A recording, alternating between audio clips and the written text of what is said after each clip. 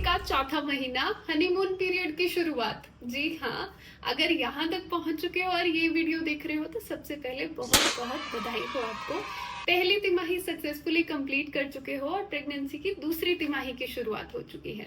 ये एक relatively pleasant और बड़ा अच्छा फेज होता है, इसीलिए इसे हनीमून पीरियड ऑफ प्रेगनेंसी कहा जाता है। नमस्कार दोस्तों, welcome back to our month wise pregnancy care series, जिसका ये तीसरा वीडियो है। पहली दो वीडियो नहीं देखी तो पहले वो जाकर देखो और चैनल को सब्सक्राइब कर लो आगे की पूरी 9 महीने की जर्नी की वीडियोस के लिए। ये चौथे महीने का डिटेल्ड वीडियो होने वाला है, जिसमें हम डिटेल्स में 3 सेक्शंस में बात करेंगे। पहले सेक्शन में माँ और बच्चे में होने वाले चेंजेस, क्या क्या बदलाव आते हैं। दूसरे पार्ट में हम बात करेंगे क्या दवाइयां लेनी है, वैक्सीनेशन, क्या जरूरी टेस्ट हैं, और एंड में जरूरी गर्भ संस्कार एक्टिविटीज और डाइट में, खाने पीने में क्या बदलाव करने हैं, क्या ध्यान देना है, ये बात करेंगे। एंड तक बने रहना। चौथे महीने में कुछ जरूरी काम आने वाली चीजें, स्ट्रेच मार्क क्रीम स्पेशली मैंने नीचे टैग करी है, आप देख सकते हो।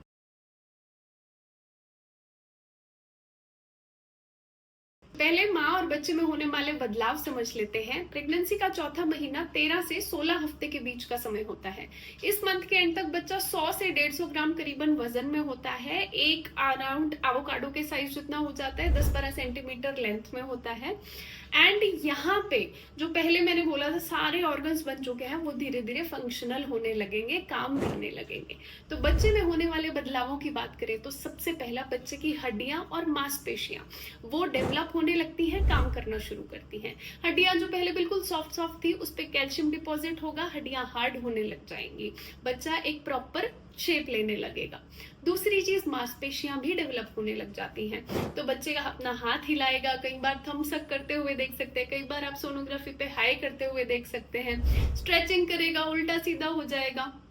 धीरे धीरे मांसपेशियां भी फंक्शनल होने लगेंगी। इस समय बच्चे के फेस के स्ट्रक्चर बड़ी अच्छे से डेवलप हो रहे हैं। जो फाइन फेशियल फीचर्स है ना, वो इस मंथ में डेवलप होने लगते हैं। आईब्रोज, आईलिड्स, आई लैशेज, ये सब बनने लगती है, बट धीरे धीरे, अभी आईज ओपन नहीं हो सकती, but fine facial structure develop होने लगते हैं। यहाँ पे बच्चे की सुनने की क्षमता भी, हियरिंग सिस्टम की डेवलपमेंट भी शुरू हो जाती है। फुल्ली फंक्शनल छठे महीने तक होती है, बट यहाँ पे डेवलपमेंट शुरू हो जाती है। तो कंटिन्यूअस वाइब्रेशन से, रिदम से बच्चे को एहसास होने लग जाता है। इतने बड़े बड़े चेंजेस आपके बेबी में हो रहे हैं, बट अब माँ के चेंजेस की बात करते हैं। माँ के लिए एक राहत भरा समय होता है, बिकॉज मोस्टली लोगों को जो पहले परेशानी भरे सारे सिम्टम, उल्टी, मन खराब, ये सब चल रहा था, धीरे धीरे कम होने लगते हैं। इसीलिए इसे हनीमून पीरियड ऑफ प्रेगनेंसी बोला जाता है। एंड सेकेंडली, इस फेज तक पहुंचने के बाद आपका मिसकैरेज, मिसहैपनिंग का रिस्क भी काफी कम हो जाता है कंपेयर टू फर्स्ट ट्रिमेस्टर। उल्टी, मन खराब होना कम हुआ, और यहाँ पे पहुंच के मदर की धीरे धीरे भूख बढ़ने लग जाती है। तो थोड़ा भूख बढ़नेगी और थोड़ा एनर्जी लेवल्स अच्छे रहेंगे, थोड़ा अच्छा फील होगा, ये सारे लक्षण आते हैं। इसके अलावा बेबी बम्प ग्रो करता है, पेल्विस हड्डी को यूट्रस क्रॉस कर जाता है, तो थोड़ा पेट के नीचे के हिस्से में खिंचाव होने लगेगा।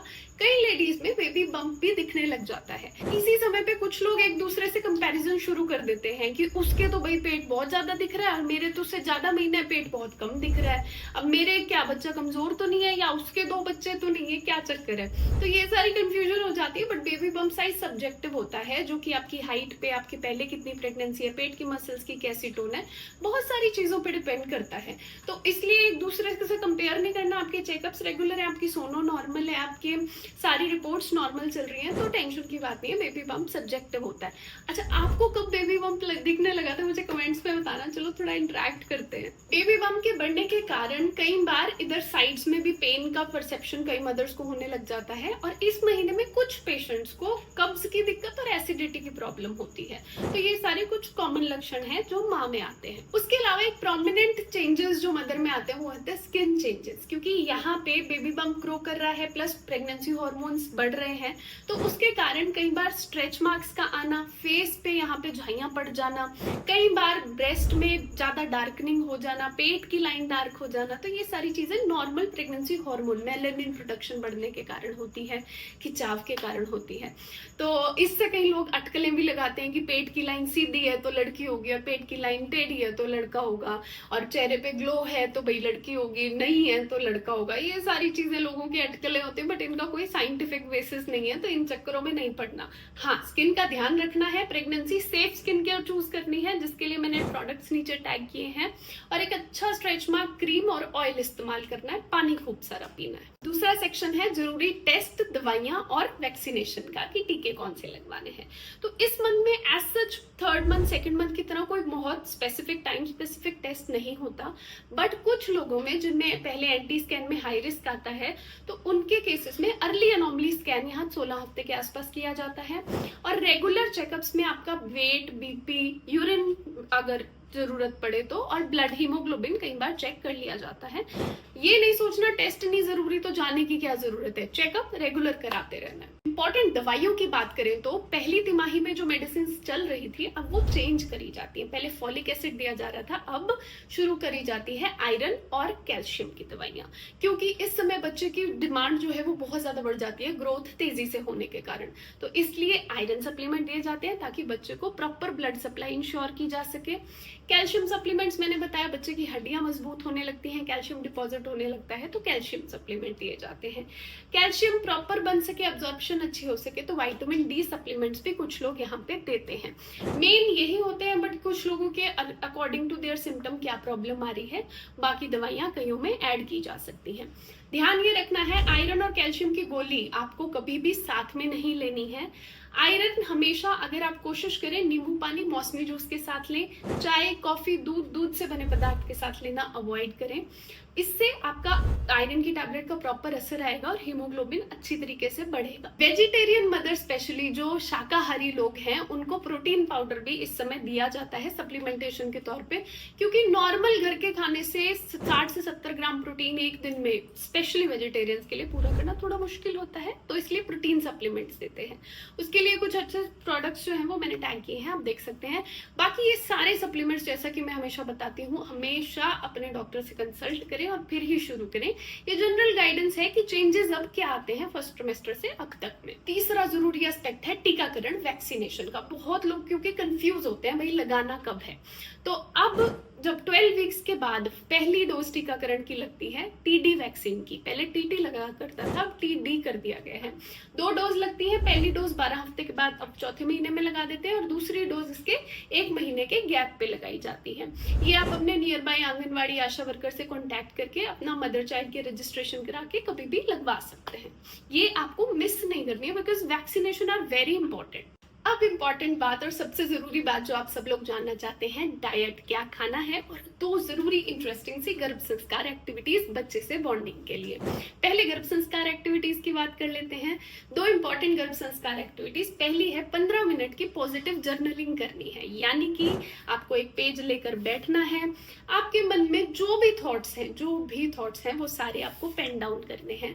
बहुत हल्का फील होता है, इमोशनली जो ओवरवेलमिंग समय होता है ना कि मुझे कुछ अच्छा नहीं लग रहा, क्या करूं, उस फेज में ये बड़ा काम आता है।